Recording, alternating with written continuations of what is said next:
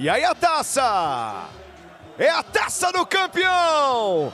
Nas mãos dos capitães, Lucas Romero, Lucas Silva, Pedrinho também por ali. É o momento da glória! Cruzeiro, campeão mineiro de 2026! Faça a festa, torcedor do Cabuloso! Faça a festa, torcedor celeste! É o Cruzeiro campeão mineiro!